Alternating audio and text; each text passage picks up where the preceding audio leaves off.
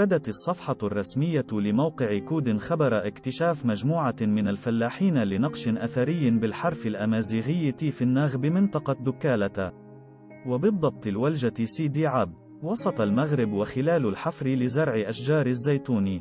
وقالت الصحيفة أن شخصا كان يحفر لغرس أشجار الزيتون، ليتفاجأ باكتشاف صخرة مكتوب عليها بحروف تي في الناغ.